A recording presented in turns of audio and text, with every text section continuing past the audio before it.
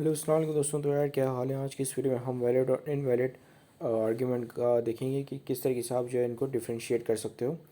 ठीक है। Inferences with logical operations. अब लॉजिकल ऑपरेटर्स कौन कौन से होते हैं आपके? नेगेशंस, डिसजंक्शंस और कंजक्शंस होते हैं। नेगेशंस वो होते हैं जो कि आपके स्टेटमेंट का अपोजिट होता है। ठीक है। जैसे अगर मैं कहूँ कि स्टेटमेंट ए इज़ ट्रू, तो इसका अपोजिट क्या होगा कि स्टेटमेंट ए इज़ फॉल्स। ठीक है। So that is the negation. अब कंजक्शंस कहता है कि दो स्टेटमेंट जो है दोनों की दोनों ट्रू होती है, बोथ स्टेटमेंट इज़ ट्रू। और डिसजंक्शन कहता है कि दोनों में से कोई एक स्टेटमेंट ट्रू होगी। ठीक है। सो ये लॉजिकल ऑपरेटर्स होते हैं। और लॉजिकल ऑपरेशन के तहत हम जानेंगे कि वैलिड और इनवैलिड का आप डिफ्रेंशिएट किस तरीके से कर सकते हो। तो यहाँ पे मेरे पास एक टेबल है जिसमें आप एक तरफ वैलिड आर्ग्यूमेंट्स हैं, दूसरी तरफ इनवैलिड आर्ग्यूमेंट्स हैं। और ये जो टेबल बना गया है ये लॉजिकल ऑपरेटर्स का इस्तेमाल करते हुए बना गया है। ठीक है। अब जिससे लिखा है कि स्टेटमेंट ए और स्टेटमेंट बी है, तो इसके वजह से आप स्टेटमेंट ए को कंक्लूजन एज अ कंक्लूजन के तौर पे पेश कर सकते हो। जबकि अगर आपके पास सिर्फ स्टेटमेंट ए है तो स्टेटमेंट ए और बी को जो है आप एज अ कंक्लूजन पेश नहीं कर सकते। ये आपका इनवैलिड आर्ग्यूमेंट कहलाया जाएगा। फिर आपके पास दूसरे में है कि ए है देयरफॉर बी या ए आएगा। ठीक है। तो यहाँ पे अगर देखें तो बी या ए में चॉइस है आपके पास। ठीक है। अगर ए आपका प्रेमाइस है तो कंक्लूजन आपका या तो फिर बी होगा या ए होगा। ठीक है। ये नहीं हो सकता कि बी और ए दोनों हो जाए। ठीक है। जबकि अगर क्योंकि ये जो है ये इनवैलिड होगा। ठीक है। अब आपके पास प्रेमाइस ए या बी है। ठीक है। तो जिसकी वजह से कंक्लूजन आपका ए नहीं बन सकता, क्योंकि अगर आप प्रेमाइस बी होगा तो बी को आप पेश करते हो किस तरीके से ए से रिलेशनशिप फाइंड आउट करोगे, तो दिस वुड बी इनवैलिड। ठीक है। तो यहाँ पे अगर आपके पास दोनों में से एक प्रेमाइस है ए या बी है, तो जिसकी वजह से सिर्फ ए नहीं हो सकता, फिर यहाँ पे भी ए और बी आ जाएगा। ठीक है। तो तभी जाके ये वैलिड होगा, otherwise it going to be invalid. अब फिर आपके पास है not A not B therefore not A and B. ठीक है। जबकि not A and B therefore not A and not B is going to be invalid. ठीक है। अच्छा, ये जो स्टेटमेंट मैंने आगे एग्जांपल के साथ एक्सप्लेन की हुई है, तो हम इसको अब इस वक्त डिस्कस नहीं करेंगे इतना। ठीक है। If A then B and A therefore B.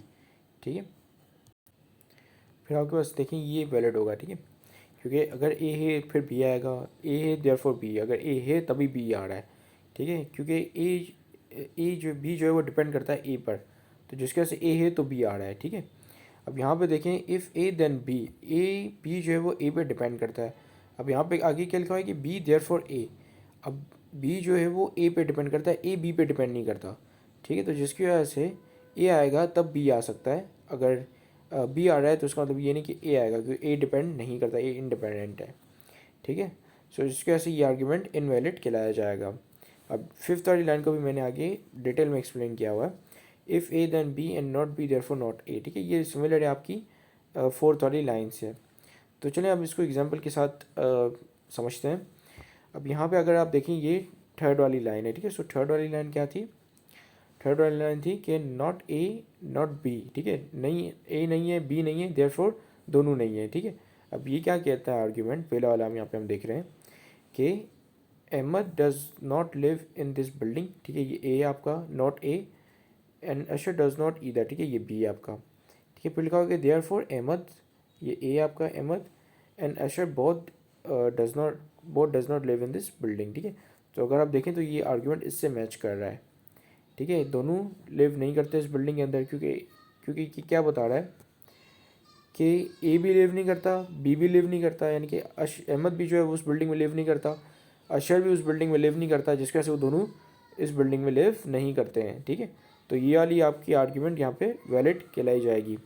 जैसा कि आप देख रहे हो कि not A not B therefore दोनों नहीं है। ठीक है। अब यहाँ पे देखिए लिखा हुआ है कि दोनों नहीं है, दोनों लिव नहीं करते, तो जिसका मतलब कि नॉट ए और नॉट बी। ठीक है। यानी कि अहमद और अशर दोनों लिव नहीं करते, और फिर आगे ये बता रहा है कि अहमद भी लिव नहीं करता और अशर भी लिव नहीं करता। ठीक है। अब देखिए यहाँ पे क्या लिखा है, क्या है, Ahmed and Asher both does not live in this building.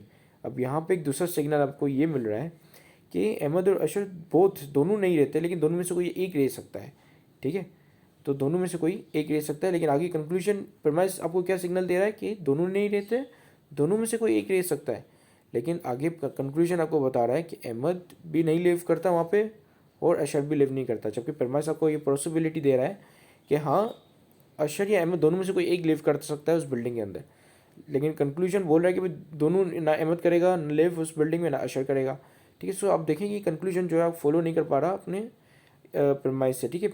So premise से थोड़ा इसका डिफरेंट आइडिया है इस कंक्लूजन का, तो जिसके वजह से ये इनवैलिड है आर्ग्यूमेंट। अब यहाँ पे आपके पास है फिफ्थ लाइन को मैंने यहाँ पे डिफाइन किया हुआ है।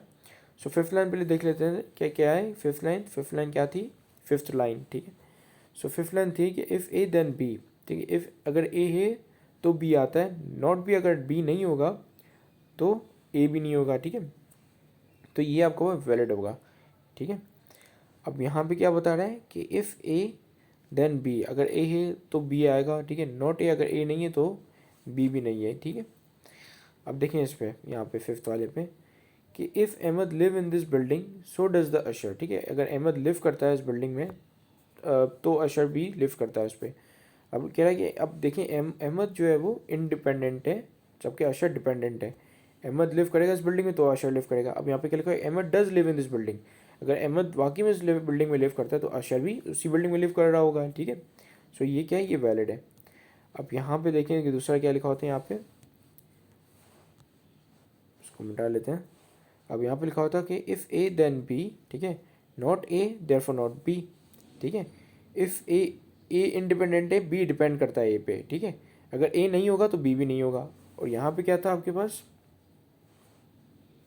अच्छा सॉरी, यहाँ पे मेरे पास है ना एक मिस्टेक हो गई है। दरअसल ये वाला जो है ना, wait let me just clear this.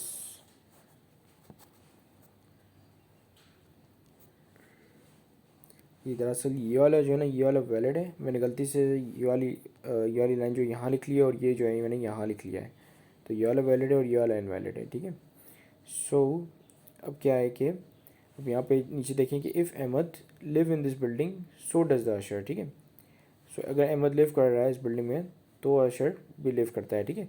तो अहमद अगर लिव करेगा, अहमद इंडिपेंडेंट है, अशर डिपेंडेंट है, ठीक है। तो अगर अहमद लिव करता है उस बिल्डिंग में तभी अशर लिव करता है, ठीक है।